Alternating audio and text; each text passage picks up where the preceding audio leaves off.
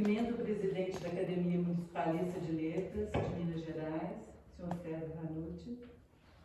Cumprimento o senhor doutor Rui Almeida, cônsul de Portugal. Cumprimento a doutora Maria Inês Marreco. E cumprimento também a acadêmica e colega agora, Ângela Togini. Cumprimento também aos amigos presentes, a minha família, que é representada pela minha mãe, e a todos que me honram com sua presença. Agradeço de início a honra a mim conferida pela presidência e membros da Academia Municipalista de Letras, que passo a integrar a partir de hoje como representante do município que nasci. É uma alegria fazer parte desta Casa de Letras, que tem como patrono São Francisco de Assis, que em uma de suas mensagens nos ensinou que, cito, apenas um raio de sol é suficiente para afastar várias sombras. Fecha citação. E neste momento que estamos vivendo, que possamos ser inspirados por ele. Agradeço as palavras da presidente emérita Elizabeth Renault pelas carinhosas palavras e principalmente pela generosidade com que me apresentou.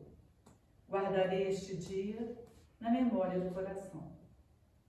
Agradeço à amiga Maria Inês Marreco por ser a mensageira dessas palavras que tiveram o acréscimo do afeto. Antes de falar sobre minha terra natal, eu saúdo em memória o ocupante da cadeira 17 desta casa, o saudoso professor Plínio Alvarenga, fundador da Academia Barbacenense de Letras, cujo patrono foi o padre-mestre José Joaquim Corrêa de Almeida, em Barbacena e aqui na Munique. Coincidentemente, hoje eu ocupo a mesma cadeira do professor Plínio em Barbacena, sucedendo o professor Lupe Estrada, e aludo a esta dupla aproximação como um sinal de boa sorte e acolhimento. É também a partir de seus registros, nos 2 livros publicados por eles, Notícias da Cidade de Barbacena e seu município, de 1883, do padre-mestre Corrêa de Almeida, e Barbacena, Princesa dos Campos, Cidade das Rosas, de 1988, de Plínio Alvarenga, que me reporto às origens do município de Barbacena. A origem de Barbacena liga-se às fazendas da Borda do Campo e do Registro Velho, construídas no início do século XVIII e que marcam a finalização da abertura do chamado Caminho Novo, que ligava o Rio de Janeiro ao interior de Minas Gerais. Esta empreitada foi realizada por Garcia Rodrigues Paes Leme, filho do bandeirante paulista Fernão Dias. Garcia Rodrigues Paes construiu então a Fazenda da Borda do Campo, cuja capela consagrada a Nossa Senhora da Piedade tornou-se matriz em 1726. Ficando pequena para o grande número de moradores da região da Borda do Campo, decidiu-se pela construção de uma igreja maior. Em torno desse templo, surgiu então, por volta de 1760, o arraial da Igreja Nova, que em 1791 tornou-se a Vila de Barbacena.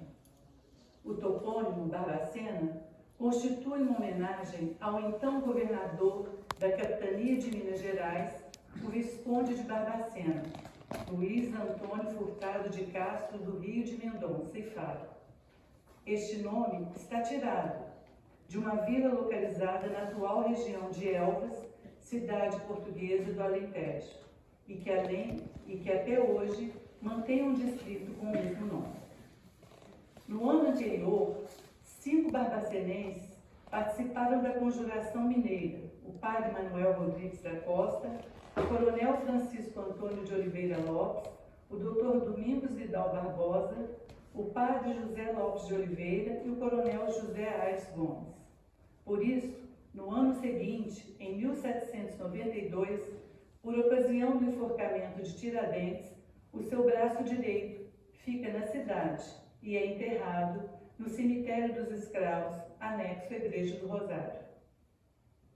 Em 1840, foi elevada à cidade, Barbacena foi elevada à cidade, e condecorada com o título de Nobre e Muito Leal Cidade de Barbacena por Dom Pedro I, pelo importante papel que representou na luta de nossa independência, iniciada em maio de 1821, na sua atuação no episódio do Fico. Barbacena também, segundo Corrêa de Almeida, cito, é berço e até certo tempo centro histórico e genuíno do Partido Liberal de Minas. Foi o ponto escolhido em que rebentou a rebelião mineira a 10 de junho de 1842, a chamada Revolução Liberal. Fecha citação. O padre poeta também teve ativa participação no acontecimento. Lembramos também que durante este século tivemos muitos viajantes importantes que deixaram seus estudos, desenhos e análises sobre Barbacena, nos quais diversos ângulos da terra, gente e costumes, dentre os nomes, podemos citar Saint-Clair, Debré, Richard Barton, Langersdorff e outros. Cito aqui uma passagem publicada pela The National Magazine, no seu volume 4, e referente a Barbacena. Chegamos a Barbacino, assim escrito, Barbacena, lindamente situado em uma coluna alta, consistindo em apenas 2 ruas, cada uma com cerca de 1 quilômetro de comprimento, cruzando-se em ângulos retos e tendo uma igreja em cada extremidade. Era quase pôr do sol quando nos aproximamos, e a aparência era de uma beleza insuperável. As colinas áridas estavam tingidas até onde a vista alcançava, com os tons dourados do sol poente, e ao passarmos pelos bosques, ao pé da colina, vimos os nativos, que faziam uma festa, dançando no chão, literalmente atapetados de flores. Esta citação. Pertence a este período o surgimento também do primeiro jornal local, denominado O Paraibuna, em 1835. Na segunda metade do século XIX, muitos acontecimentos marcaram a história, a política, a economia e a vida cultural da cidade. No panorama político, Barbacena já mantinha uma invejável representação política na província e na corte. O Conde de Prats foi deputado da Assembleia Imperial e governador do Rio de Janeiro em 1878. E 2 nomes ligados à história política da cidade também despontavam, os Andradas e os Vias Solas. Em 1865, Antônio Carlos Ribeiro de Andrade, neto de José Bonifácio, o patriarca da Independência, ao casar-se com Adelaide de Lima Duarte, funda o ramo mineiro dos Andradas. Em 1893, sendo governador Crispim Jacques Bias Fortes, o Congresso Mineiro reuniu-se em Barbacena para escolher a nova capital mineira. Sobre outros aspectos, por volta de 1876, Barbacena torna-se rica em laticínios, berço do gado holandês e do queijo mineiro.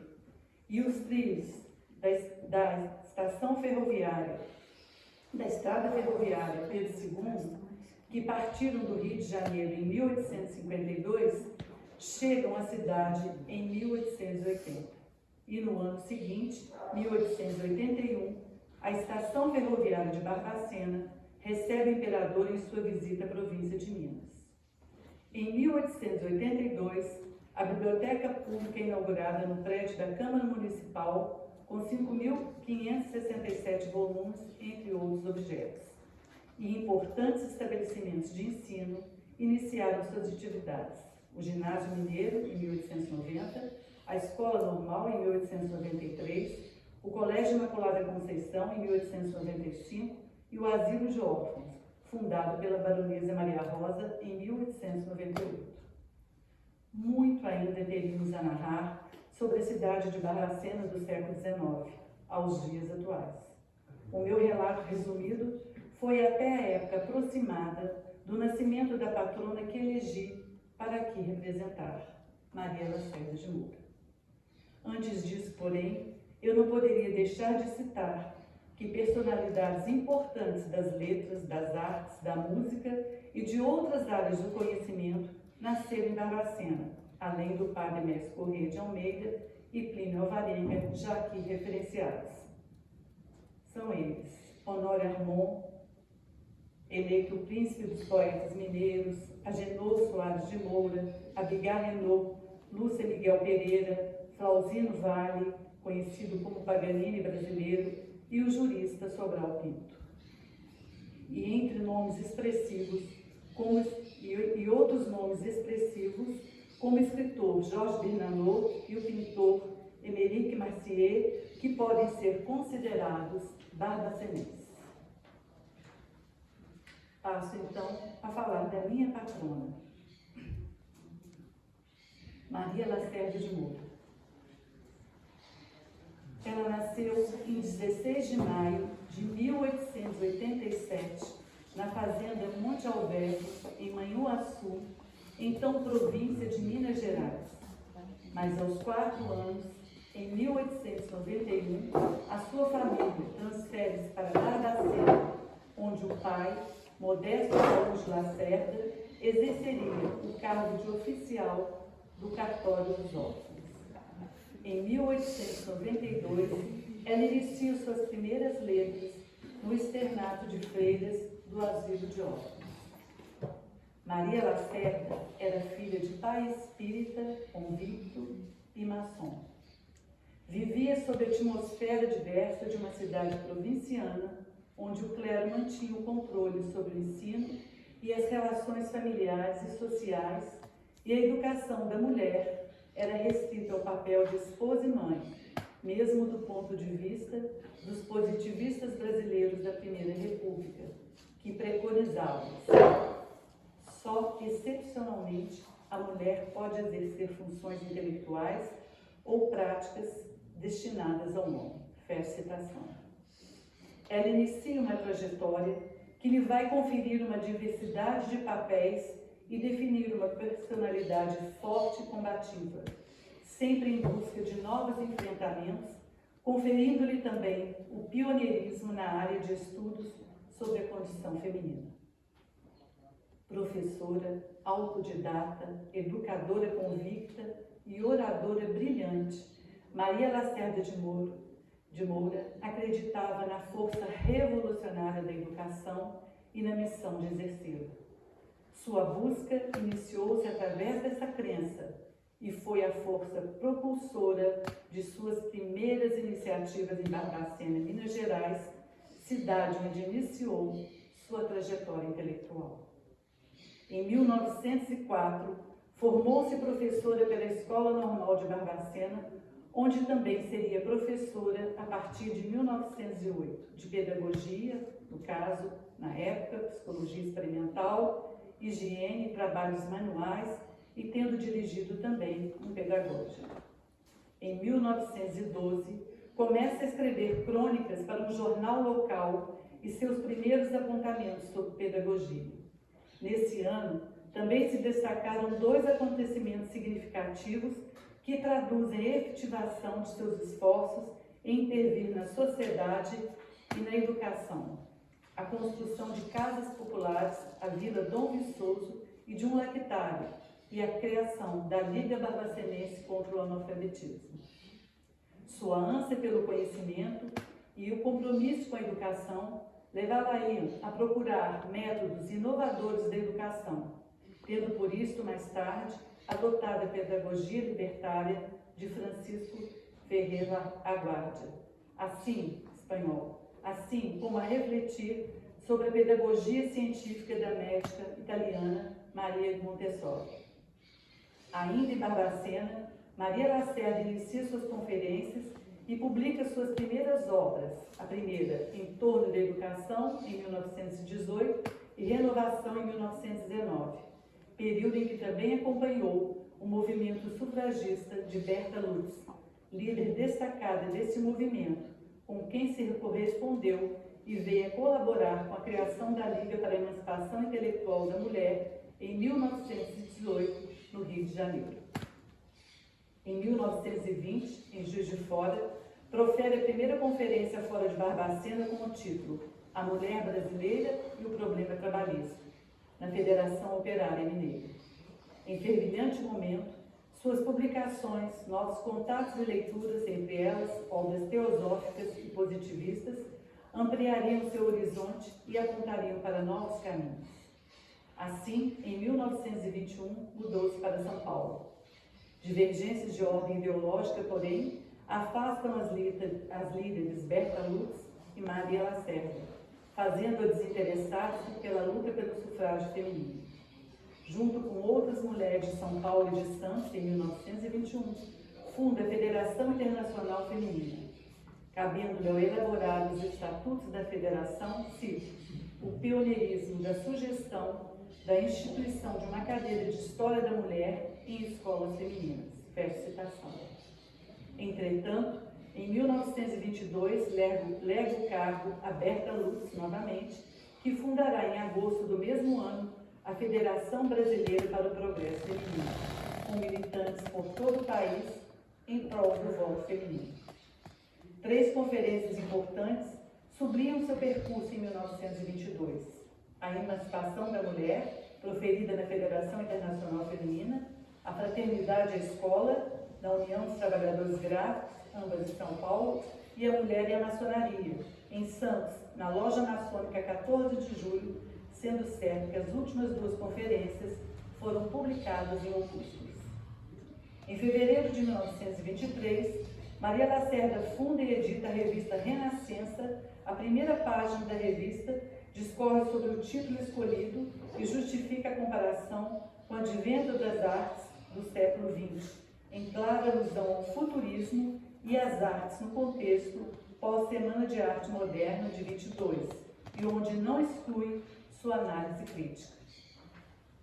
No primeiro número, a revista traz o artigo A Mulher e Seus Direitos no Futuro, da escritora e feminista portuguesa Ana de Castro Osório, e ainda divulga artigos relacionados com a luta pela emancipação feminina, a educação, as artes plásticas, a música e a poesia.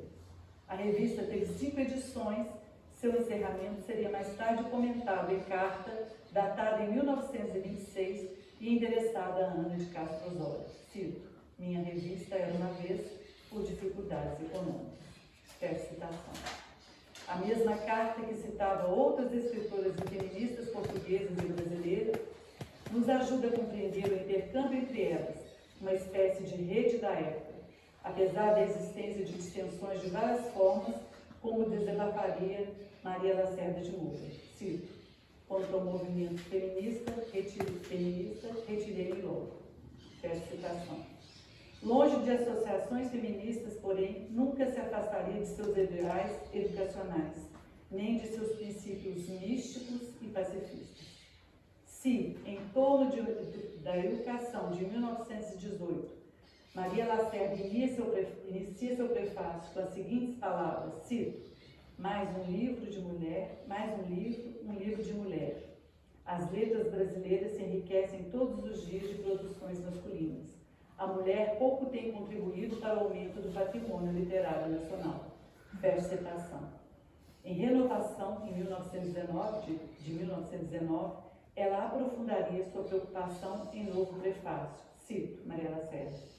Precisamos, antes de tudo, aclarar o nosso entendimento. Falta-nos a instrução. A mulher continua ignorando. Não temos literatura feminina. A brasileira não lê. E é preciso que ela saiba que o homem não a libertará e só a mulher libertada pode libertar o homem. Faz-se mister divulgar a instrução sólida, a verdadeira instrução. É necessário que a mulher ocupe o lugar que lhe é reservado de justiça entre os homens e indispensável que a mulher trabalhe pela mulher. Fecha citação. Esse interesse, com a formação intelectual e emancipação da mulher, se tornaria ainda mais contundente com a obra A Mulher é uma Degenerada, lançada em 1924 e que teve 3 edições, sendo a última em 1934. Foi publicada no exterior e teve recepção crítica muito favorável em jornais e revistas do Brasil, Uruguai, Argentina, Chile e Portugal. Na impossibilidade de apresentar a obra completa, mas com a pretensão de fazê-lo futuramente aqui nesta casa, hoje extraímos um pequeno trecho do 2º capítulo que traz o seguinte título: Das vantagens da educação intelectual e profissional da mulher na vida prática das sociedades. Nele, a escritora discorre sobre a importância da educação para ambos os sexos, antes de argumentar sobre a educação da mulher. Cito: a obra da educação científica racional para ambos os sexos é o mais perfeito instrumento de liberdade. É a extinção da miséria universal e o acúmulo das riquezas. É a contribuição para a solidariedade, a moral do futuro. Fecha citação. E depois, a ponderação, cito: não poderá existir nunca a igualdade natural, é lógico, e ninguém tem a pretensão de ir contra as leis naturais. É a harmonia numa aparente desarmonia. Fecha citação. Como podemos perceber, a obra é instigante e continua atual. A partir deste período, muito teríamos a relatar sobre os passos dessa intelectual, jornalista, tradutora, feminista, pacifista e outros papéis que marcaram sua história, seja através dos diferentes universos em que se entrecruzam em sua trajetória ou sobre suas inúmeras publicações em jornais e livros até 1945, quando falece no Rio de Janeiro. Um percurso revelador da abrangência de seu trabalho em prol de diversas causas que abraçou, de suas lutas e comprometimento. Silenciada por décadas, coube inicialmente a Miriam Moreira Leite o resgate de sua obra, nos anos 80. E hoje queremos lembrar que foi de Barbacena, dessa cidade incrustada na Serra da Mantiqueira, que emergiu a voz polêmica e original de Maria Lacerda de Moura. Muito obrigada.